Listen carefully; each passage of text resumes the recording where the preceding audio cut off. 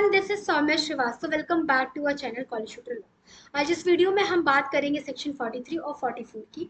Section 43 और 44 एक general exception है, एज वी ऑल नो, ठीक है, ऑफ बीएनएस, ठीक है, भारतीय न्याय संहिता। जैसा कि आपको पता है, सेक्शन 14 से लेके मैं 44 तक आपको पढ़ा एज ए जनरल एक्सेप्शन है आपको। तो ये हमारा लास्ट वीडियो है जनरल एक्सेप्शन पे, ठीक है, लास्ट वीडियो है, ठीक है। आपको पता है सेक्शन 44 तक हमारा एक जो पर्टिकुलर जो आपका आता है जनरल एक्सेप्शन, हम उसको डील किए हैं, ठीक है।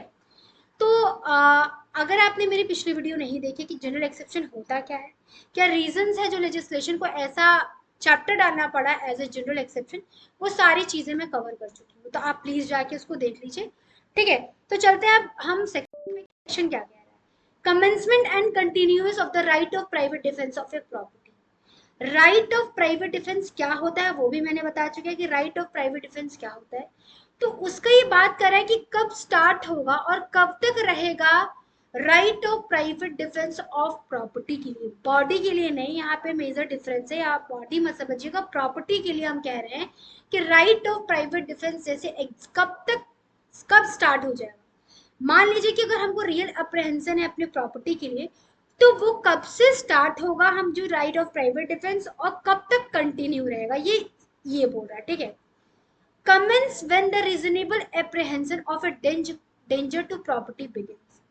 वो तब स्टार्ट होगा जब आपको एक एप्रीहेंशन लगेगा कि मेरे प्रॉपर्टी को खतरा है, तब से स्टार्ट हो जाएगा आपका राइट ऑफ प्राइवेट डिफेंस। अब देखते हैं against theft, continue till offender threats with the property और अथॉरिटी रिकवर्स। तब तक होगा कि जब तक आपका ऑफेंडर वो थ्रेट कर ना ले, और या तो प्रॉपर्टी और अथॉरिटीज जो आपकी प्रॉपर्टी जो चोरी की गई है उसको रिकवर ना कर, ठीक है। Against robbery, continue as a long as a threat, hurt death, hurt और रॉन्गफुल रिस्ट्रेंट कंटिन्यू। रॉबरी के केस में तब तक नहीं रहेगा जब तक कि थ्रेट रहे, आपको डेथ का थ्रेट रहे, हर्ट का रहे, रॉन्गफुल रिस्ट्रेंट का रहे, तब तक रहेगा। Against criminal trespass, mischief continue, ठीक है, continue as a long as a trespass and mischief continue, ठीक है। Against house breaking at night, continue as a long the house trespass continue, ठीक है। ये आपका ये रहा। अब एक्सप्लेनेशन पार्ट पे देखते हैं। right begins as soon as a threat the property arise। जब से आपको अराइज हो जाए कि मेरे प्रॉपर्टी को खतरा है। ड्यूरेशन डिपेंड करेगा टाइप्स ऑफ ऑफेंस पे। थेफ्ट में क्या है, until the property recover और पुलिस स्टेप इन। तब तक आपको डर रहेगा जब प्रॉपर्टी जो है पुलिस रिकवर ना करे या पुलिस स्टेप ना कर ले। रॉबरी में कि जब तक खत्म ना हो जाए वायलेंस, एक तरह का रॉबरी में क्या होता है, वायलेंस होता है, हम प्रॉपर्टी को हड़पने के लिए वायलेंस करते हैं, तो तब तक ना खत्म है तब तक हमें डर रहेगा। क्रिमिनल ट्रेसपास और मिसचिफ में क्या होगा, ट्रेसपास और मिसचिफ जब तक खत्म ना हो जाए। ट्रेसपास में क्या होता है कि बिना हम जान किसी को हम किसी के प्रॉपर्टी में एंटर कर देते हैं, ठीक है। Night house breaking until the trespass is over, ठीक है। अगर हम किसी के घर में घुसे हैं, ट्रेसपास कर रहे हैं बिना पूछे, तो जब तक घुसे रहेंगे तब तक तो डर रहेगा ना कि मेरे घर को कब मार के गिरा दिया जाए, बम ब्लास्ट, तब तक, ठीक है। उसके बाद आते हैं स्कोप क्या है। The law allows to the anticipatory, continuing and a proportionate defense of a property। Anticipatory का मतलब होता है कि एंटीसिपेटरी का मतलब ये होता है अग्रिम। जैसे आपने सुना होगा एंटीसिपेटरी बेल, अग्रिम जमानत। तो एंटीसिपेटरी बेल में क्या होता है कि हम कोई क्राइम करते हैं और हम पहले से जाके कोर्ट में जाते थे कि I am committing that crime, ठीक है। तो वहां पे क्या होता है, उनको बेल मिल जाती है, एंटीसिपेटरी बेल मिलता है। तो यहाँ पे कि एंटीसिपेटरी, हम पहले से प्रिपेयर हैं अपने प्रोपोर्शनेट प्रॉपर्टी को बचाने के लिए, डिफेंस लेने के लिए, सेक्शन, ठीक है। ये होता है स्कोप इसका। अब आते हैं सेक्शन 44। सेक्शन 44 क्या होता है, right of a private defence against a deadly assault where the risk of a harm is innocent person. Right of a private defence against the deadly assault when there is a risk of a harm to the innocent person.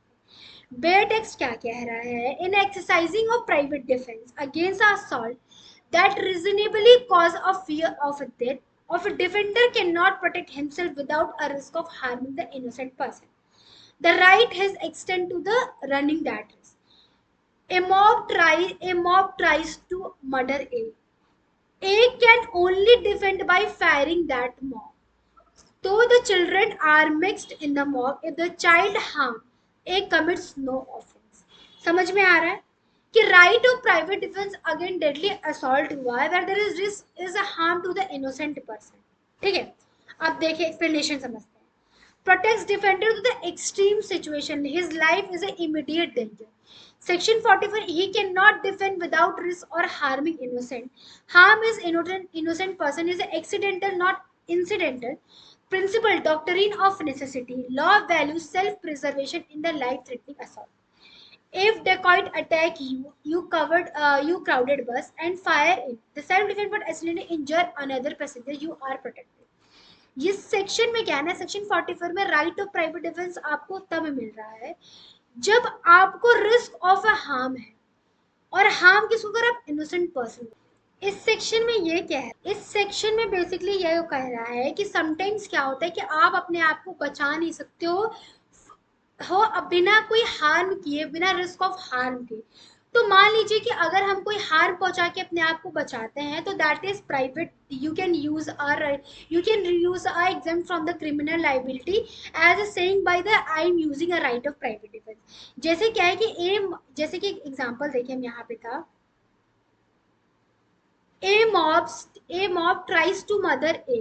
ठीक है, mobs try to murder A. A can only defend by firing at the mob, and though the children are mixed in the mob, if the child is harmed, the commits no offense. मान लीजिए कि कुछ mob मतलब क्या होती है, भीड़ होती है, बहुत सारी भीड़ है जो ए को पीछे लगी है मारने के लिए.